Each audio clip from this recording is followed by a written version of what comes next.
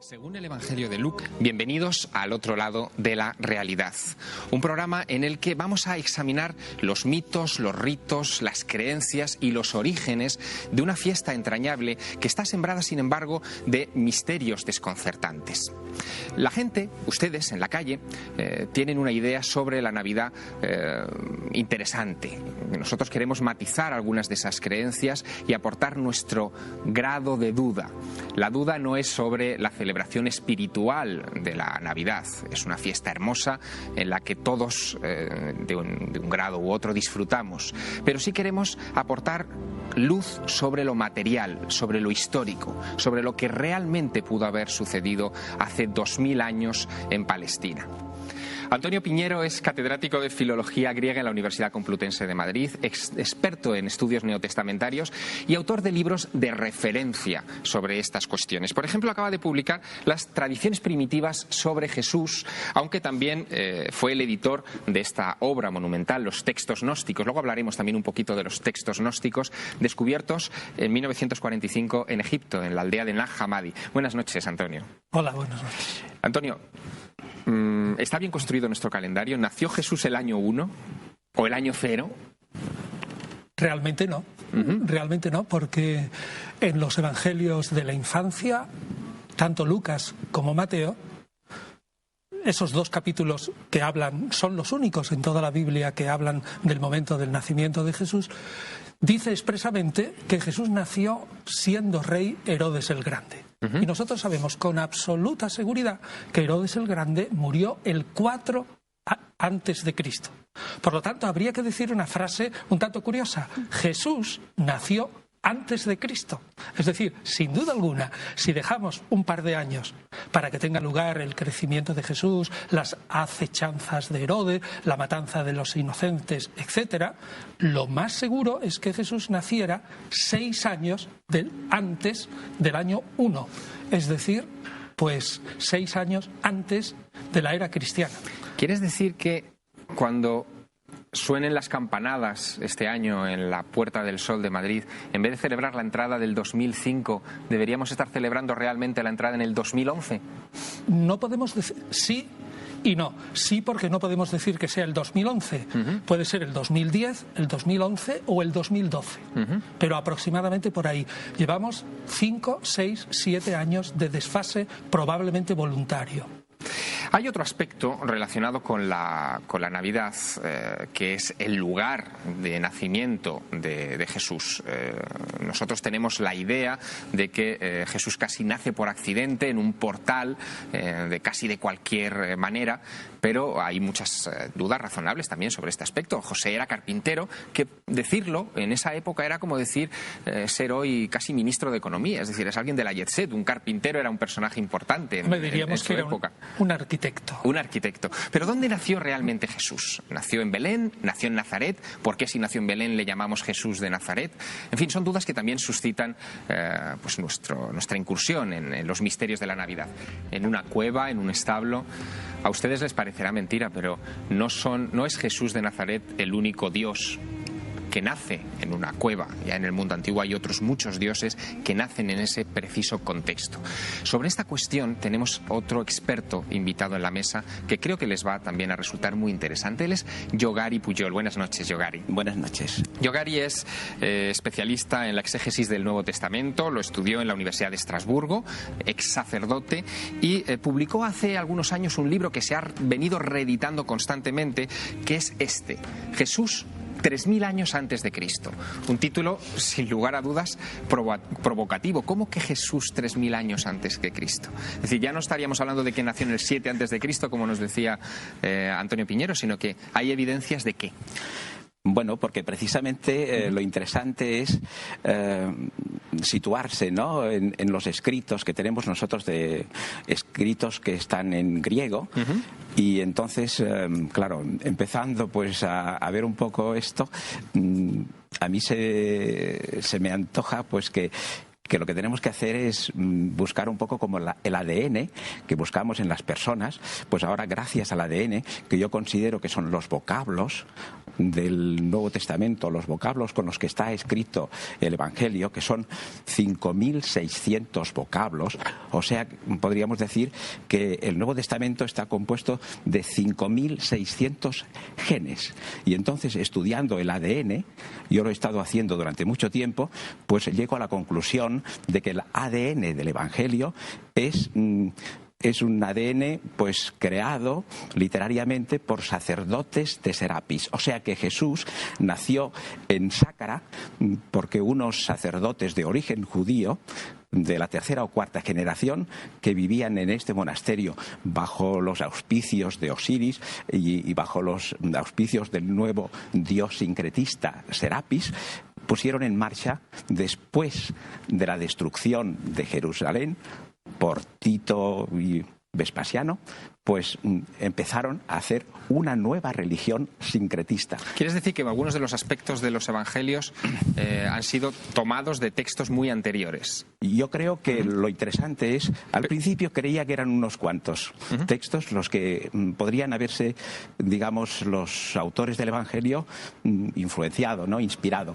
Pero ahora en estos momentos he llegado a la conclusión de que el 90% de los textos que están en el Nuevo Testamento van a buscar fuentes egipcias. Yo haría una imagen vale más que 1000 palabras. Tenemos una que es muy tradicional pero muy interesante. Es una imagen de la Virgen con el niño Jesús en el regazo, que es muy similar a las representaciones antiguas de la diosa Isis con su hijo Horus también en el regazo. Esta sería Isis, una imagen tradicional de Isis con el niño en el regazo, muy parecida a esas otras que después veríamos en toda la iconografía cristiana. Es decir, que la transmisión no solamente es textual, sino también de imágenes, ¿no? Una profesora mía de egiptología de la Universidad de Estrasburgo, experta en egiptología, ha publicado un libro, es Françoise Dunant, que ha escrito un libro precisamente sobre Isis y la Virgen María. Y creo que ya ha demostrado pues totalmente que la iconografía, digamos, de la Virgen María procede de la iconografía egipcia. Hay una cosa muy interesante que me gustaría preguntar a Samantha, que es este asunto del nacimiento de los dioses en cuevas, porque también se encuentra en religiones anteriores al cristianismo, ¿no? Sí, casi todos. Se encuentra en Mitra, se encuentra en Dioniso. Mitra nace en una cueva también. Dioniso también, Zeus también se encuentra en una cueva. Y luego incluso dentro de la tradición hebrea, cuando hay esas también reminiscencias que hablan de las persecuciones de estos héroes que nacen, tienen que ocultarse en cuevas. Por ejemplo, Abraham tiene que también, me parece, ocultarse en una cueva porque le persiguen. Hay bastantes ejemplos. Quiero decir, la idea y lo esencial que tenemos que tener en cuenta es que para instaurar una religión, lo que tienes que hacer es también ceder en otras cosas, porque el cristianismo nace, pero también antes había una tradición muy antigua, muchos miles de años atrás, que tenían sus tradiciones y que el cristianismo, pues Constantino y todos los jerarcas en ese momento tenían que asumir también esa responsabilidad y no privar a la gente de sus dioses antiguos, de esos dioses paganos, que en realidad viene de Pagus, de aldea, de Pagus, y eran la gente simplemente que vivía en el campo y que tenía sus dioses antiguos, pues desde Horus, Mitra, Dionisos, Zeus, etcétera. Antonio, ¿esto se puede rastrear o en el Nuevo Testamento? A mí me impresiona la tesis del doctor Pujol y me parece que es insostenible desde el punto de vista científico. Es absolutamente una tesis que no se puede mantener, y lo digo desde el punto de vista de la historia antigua, de la exégesis y de la filología, que a mí me parece que es la que impera en el mundo científico al 99,9%. Convendría distinguir entre lo que son los textos del Evangelio y otros del Nuevo Testamento que están escritos en el siglo I y en griego, y otras fuentes remotas que yo no le llamaría fuentes, le llamaría paralelos. Estamos en un mundo religioso.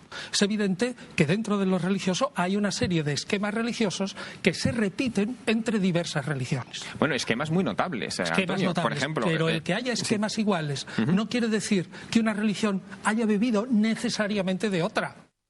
Sobre todo cuando hay un montón de siglos. Para demostrarlo científicamente, tiene usted que poner textos por una parte y demostrar técnicamente que hay una continuidad entre unos textos egipcios, presuntamente egipcios y muy antiguos, y los textos del Nuevo Testamento, en griego y escritos en el siglo I en el Mediterráneo oriental. Eso científicamente no se puede demostrar. En el libro tenemos ya... Esos son paralelismos. En absoluto, en absoluto. Es una tesis doctoral de la Universidad de Estrasburgo. Estaban allí egiptólogos, estaban allí teólogos, etcétera, etcétera, historiadores, y creo que aquí está el gran problema. No se habla de inspiración, porque, por ejemplo, si uno compara un naufragio, ¿verdad? Creo que en el libro de las maravillas Marco Polo también le pasó un naufragio y tal. A Pablo le pasó un naufragio, ¿no? Yendo desde Jerusalén en el momento en que lo llevaban. Capítulo 28 de los Hechos. 27 y 28, exacto. Pues analizando lo que he hecho yo, el ADN, palabra por palabra, ahí está el problema, palabra por palabra, los Hechos de los Apóstoles 27 y 28 están calcados, no inspirados, calcados del libro del náufrago. Del cuento del náufrago egipcio. Exacto. Ahí está claro que Lucas emplea unos términos literarios que son de la época y está describiendo y del contexto mediterráneo, no cabe duda, pero eso no prueba nada. Sea copia de textos o sea paralelismo, es un misterio que desde luego vamos a tener que resolver dentro de unos minutos después de la publicidad, aunque hay paralelismos muy notables. Por ejemplo, en Egipto, cuando nació el niño Horus, recibe las ofrendas de los dioses como los regalos, igual que el asunto de los Reyes Magos. Y ahora que citabas a Marco Polo, no sé si sabíais que Marco Polo llegó a ver incluso, decía él, cerca de Teherán, la tumba de los Reyes Magos, dice que los vio incorruptos con barba y con todos sus aditamentos. Mitos sobre mitos, historias sobre historias, que analizaremos en unos instantes después de la pausa publicitaria. Hemos dejado nuestra conversación casi en el fragor del debate, en esa contraposición sobre si los evangelios, el Nuevo Testamento está copiado de textos antiguos, casi de forma literal, o si hay simplemente paralelismos a la hora de describir a la figura de Jesús de Nazaret con respecto a figuras míticas importantes. Y Antonio Piñero se ha quedado con la palabra en la boca. Por favor, Antonio. Bien, lo que yo quería decir es que a esa tesis honorable de Estrasburgo yo quiero oponer otra tesis doctoral que lleva el título nada menos que La vida oculta de Jesús. Este es el volumen de conclusiones. Son 3 volúmenes, naturalmente muy breves porque no se puede editar toda una tesis. Y realmente hemos estudiado, es una tesis mía, la he dirigido yo en la Complutense, el doctorando, ahora doctor, ya es profesor en otra universidad, y hemos estudiado absolutamente todos los textos. Hemos hallado un montón de paralelismos, sobre todo dentro del mundo griego. Pero hemos intentado realmente decir que esos son paralelismos, pero que no es una estricta copia más que del ambiente, Antonio, evidentemente. Bueno, Antonio, paralelismos, pero hay un aspecto, ahora que citas la vida oculta de Jesús, que tiene que ver con estas fechas, con la Navidad, que es que Jesús, durante la persecución de Herodes... Luego es dudoso. Mateo, en cualquier caso, nos ha dado mucho juego para la historia de la Navidad, porque él describe también otro hecho extraordinario, que es el asunto de la estrella de Belén. ¿Qué fue la estrella de Belén? Fue el cometa Halley, que pasó cerca de esas latitudes en el año 12 a.C. Fue una conjunción de planetas, Júpiter, Saturno y la Tierra, en el año 7 a.C., como propuso nada menos que Kepler, o fue otra cosa. ¿Y cuántos eran los Reyes Magos? Nosotros pensamos que son 3, incluso les damos nombres: Melchor, Gaspar y Baltasar. Les desafío a que tomen la Biblia, tomen incluso el Evangelio de Mateo, que es el más explícito, y busquen, el único, que busquen si están Melchor, Gaspar y Baltasar mencionados ahí, o si se cita que son 3. Incluso les desafía a otra cosa. Les desafía a que busquen la alusión a un rey negro. Tampoco está. Yogar y Puyol, estas cosas desconciertan a cualquiera. ¿De dónde vienen todas estas creencias? Bueno, a mí me parece que esto es un poco del relleno y de simbolismos, ¿no? Para mí, el problema de poder descifrar el Evangelio, pues ya veis que se han escrito miles y miles de libros y que todavía estamos andando en ello, ¿no? Pero a mí me parece que la clave para descodificar el Evangelio hay que buscarlo primeramente. El Evangelio para mí es un mito. Claro, el mito, según los especialistas de la mitología, dicen que es el momento en que, equidistante entre el momento trágico de la existencia del dios Yahvé, que es un dios volcánico, y luego ya viene Moisés y hace de este dios un Yahvé más humano, hasta llegar a una teología de un Jesús pues humanísimo y encarnado. Pero el mito, el Evangelio, tiene una carga extraordinaria de mito, o sea, de cosas que no son cosas, digamos, que tengan verdad, lo que llamamos la verdad histórica, sino que hay que descifrarlo a través de esto. Entonces, si vamos a buscar unos mitos, por ejemplo, si buscamos en Egipto un cuento que se llama el cuento de Sedme, que está escrito precisamente en demótico y se sitúa en los años 300 antes de la era cristiana. Y este fue el primer texto que yo estudié y que me vino a mi mano. Entonces allí se habla precisamente del nacimiento de un niño. Este niño es Horus, que precisamente sabiendo que había una gran amenaza para Egipto que provenía precisamente de Etiopía, entonces se presenta a un matrimonio que no tenía hijos, cuya madre era Maitusquet y el padre era Sedme, y la sombra del Señor se le apareció a esta mujer y le dijo: vas a tener un hijo que se llamará Osiris, o sea, hijo de Osiris. Hay una anunciación también. Hay una enunciación total. Y es a partir de aquí que yo empecé a estudiar esos textos. Hay más... Pero vamos a ver una cosa así. No se puede decir que el Evangelio o el Nuevo Testamento es solo un mito. El Evangelio y el Nuevo Testamento es un libro de historia, un libro de propaganda de una fe, la fe cristiana, un libro que contiene leyendas y un libro que contiene mitos. Todo. No se puede decir que sea solo mítico. También es un libro del que sacamos muchas verdades históricas. Lo que pasa es que los cristianos interpretan esa historia de Jesús a través de ciertos mitologemas, es decir, conceptos míticos. Pero no podemos reducirlo solo a mito. No he dicho que se reduzca. Sí, ha dicho eso. No, que hay una base de mito, el 90%. Luego lo que hay es el trabajo ya de los redactores que ya lo han humanizado, y luego, ya no digamos, Orígenes, por ejemplo. Orígenes es el señor que en el siglo III y IV intenta precisamente hacer algo que poder comparar o poder hacer algo que funcione entre el mito y la verdad. Bueno, Orígenes es precisamente el que cita que los Reyes Magos son tres. En el 253, sí. No, y a propósito de eso, los tres reyes. El primer testimonio es el Evangelio armenio de la infancia, que datamos en el siglo V o VI, y ahí aparecen exactamente por primera vez los tres nombres, Melchón, Caspar y Baltasar, y lo presenta como tres reyes de los indios, de los persas y de los árabes. Y luego, que son reyes, no aparece hasta muy tardío. Es que depende. En Occidente, en la época de San León Magno, en torno al 450 hasta el 465, ahí empieza a fundamentarse que son reyes, pero basándose en el Salmo 72. Ahí sí, es una exégesis del Salmo 72 y de Isaías. Y otra cosa muy curiosa 60. es que la primera representación de los Reyes Magos está en las catacumbas. Sí, y vienen con gorro frigio, ¿no? Que sí. Es casi, es el gorro de los adoradores de Mitra, por otra parte. Claro, porque la palabra magos, que es la que aparece en el Evangelio de Mateo, lo único que quiere decir es sacerdote caldeo o sacerdote de la religión afamada de los persas. Antonio, pero nada más. Y el asunto este del buey y la mula, porque también yo he estado buscándolo en los Evangelios no aparece por ningún lado. Aparece por primera vez en el Evangelio del pseudo Mateo y dice claramente la fuente, aunque de una manera indirecta. Dice: y así se cumplió lo que dice el profeta Isaías. Y si tú miras Isaías 1, capítulo 1, versículo 3, dice: ¿acaso no conoce el asno el pesebre de su señor?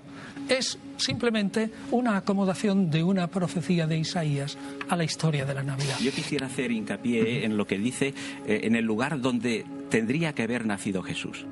Tendría que haber nacido En griego es el katalima. ¿Estamos de acuerdo?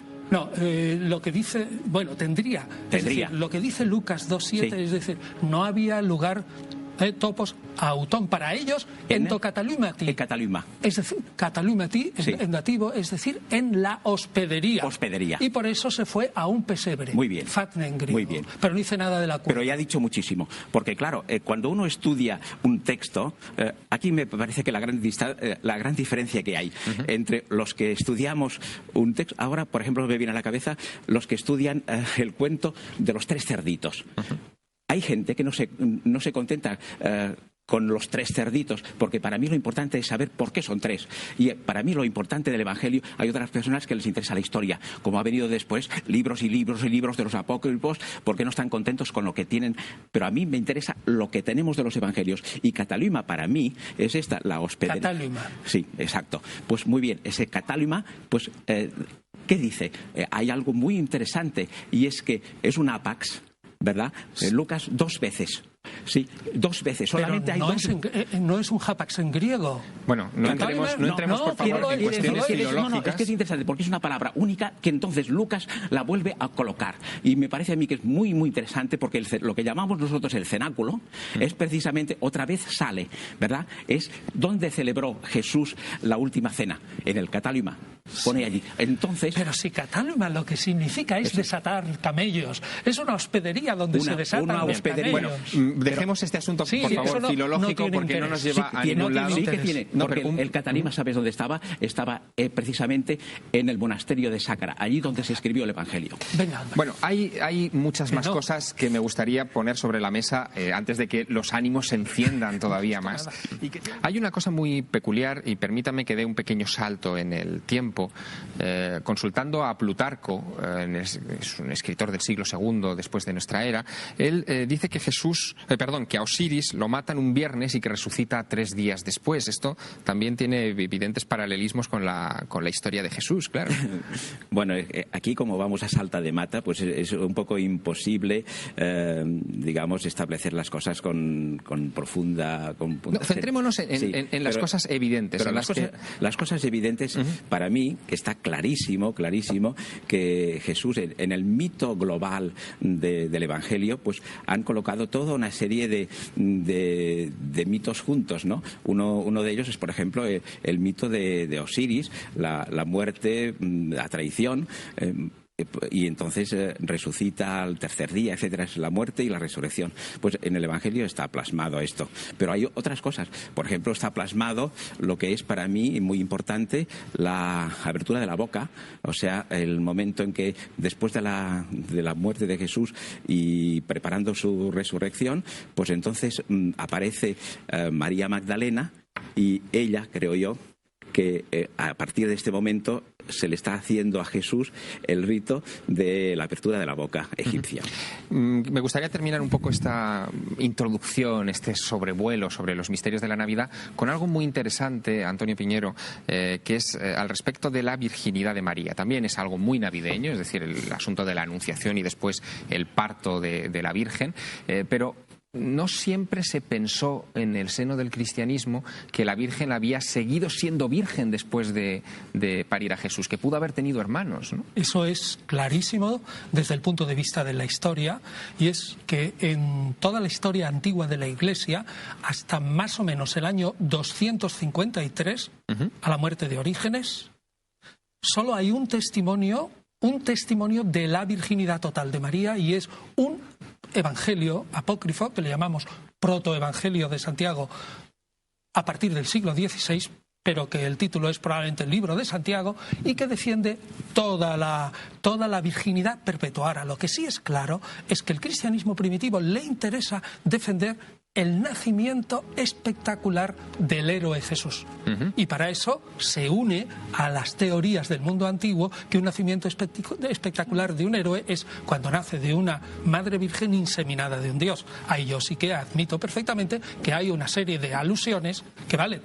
Ahora, el resto, ¿qué hizo María después de tener virginalmente a Jesús? A la Iglesia antigua, salvo unos pocos, hasta el siglo III no le importa. Y más bien tenemos lo contrario. lo contrario. Bueno, estáis sentados en una mesa y ustedes están viendo un programa muy especial. Es un programa lleno de regalos, de motivos navideños. Y el último regalo que se ha acercado hasta esta mesa es nuestra compañera Carmen Porter, que es además quien nos trae las comunicaciones, las dudas, las preguntas de todos ustedes. Como hoy es el último programa de esta temporada del Otro Lado de la Realidad, hemos ampliado el espectro dedicado a todos ustedes, a sus dudas, y les pedimos a nuestros invitados que se queden con nosotros en estos minutos para que nos ayuden también a resolver algunas de las peculiaridades sobre las que todos ustedes nos cuestionan cada semana. Buenas noches, Carmen. Buenas noches, Javier. Felices fiestas. Igualmente. ¿Qué cosas nos preguntan nuestros espectadores? Pues hay muchas cosas relacionadas sobre todo con Jesucristo, con la Virgen. Si quieres vamos a empezar con una pregunta que nos hacía llegar Caterina Conde, en la que nos decía que la figura de Jesús siempre le ha parecido muy enigmática, pero que se llevó una gran desilusión cuando hace unos años vio cómo le representaban, cómo podía ser Jesucristo en realidad. Nos dice si sabemos algo de esas imágenes, de esa reconstrucción que se hizo del rostro de Jesús. Fue la BBC, ¿verdad? Si no me equivoco, quien Efectivamente, hizo ese fue en el año 2001, la BBC de Londres, gracias a un forense, se reconstruyó con un cráneo del siglo I que fue ¿Este personaje encontrado. sería Jesús? ¿O? Este sería Jesús. Se reconstruyó a través de un cráneo que fue encontrado en un cementerio judío. Era un cráneo del siglo I y gracias a ese forense que se llamaba Richard New, pues se ve a este hombre con pómulos, con nariz prominente, con pelo rizado, con ojos saltones, con tez morena, todo lo contrario de cómo nos lo representan pictóricamente al Jesucristo en realidad. Antonio Piñero, esto... Claro, es que eso es un tipo típico de la Palestina del siglo I, lo cual no quiere decir que fuera Jesús en concreto, sino el tipo predominante que se puede reconstruir por medio de un forense a través de los cráneos que sacamos de esa época. Pero eso no quiere decir que fuera Jesús, ni tampoco, o sea, no se puede decir ni que fuera ni que no fuera, ni tampoco se puede decir que Jesús no fuera una excepción.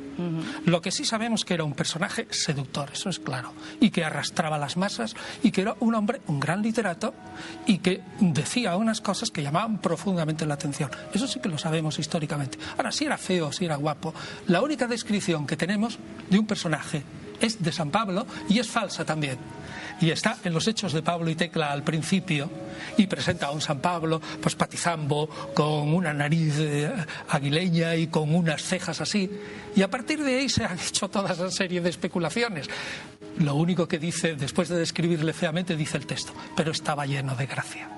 Así que vete tú a saber, esa también es falsa. Físicamente no nos da mucha referencia a los apóstoles. Ni idea, sí no tenemos ni idea. Históricamente no sabemos. Hablaban de sus virtudes. Por cierto, que lleno de gracia es otro atributo que también se utilizaba en el Antiguo Egipto. Bueno, a mí me parece que, mira, porque la llena de gracia, precisamente Maitusquet, la madre del cuento este, Maitusquet significa la llena de gracia. O sea que es muy importante. Y ahora quisiera aquí decir precisamente eso de la virginidad de María. El texto griego, y aquí tenemos a Antonio que sabe muchísimo más que yo en griego, yo también lo he consultado con personas que saben muy bien el griego y me dicen que cuando el ángel del Señor le dice a María, vas a tener un hijo, y ella dice, ¿cómo lo voy a tener si yo no conozco hombre? Es una malísima traducción del griego, porque es una cuestión retórica que es al revés. Dice, ¿cómo puedo yo tener un hijo de Dios? ¿Acaso yo no tengo hombre? O sea que esta es la traducción, al menos posible, porque estamos ante una pregunta retórica y además este griego es de la koiné. Yogari, vamos a dedicar un programa seguro a las cuestiones filológicas porque dan muchísimo de sí. Porque esto es muy importante. No, indudablemente bueno, es una traducción posible. Es una traducción bueno, pero ¿qué más da? Pero sí, pero lo que importa es lo que pensaba la Iglesia primitiva. Pero ya no es virginidad. Permítanme que continuemos con este asunto de la Virgen. La Virgen es una figura muy seductora. Mítica, si quieres. Claro. Pero la Iglesia primitiva afirma, otra cosa es que lo fuera, que la Virgen es virgen. Si no, Jesús no es un hombre espectacular. Bueno, es un Virgen hombre seductora decía porque también todo lo relacionado con imágenes de la Virgen es algo que crea muchísima pasión. Gracias a nuestros invitados. Gracias, Yogari Puyol, por habernos acompañado. A ti, muchas gracias. Gracias, Samantha Devin. Gracias, Antonio Piñero. Felices fiestas. Igualmente. Gracias, Carmen.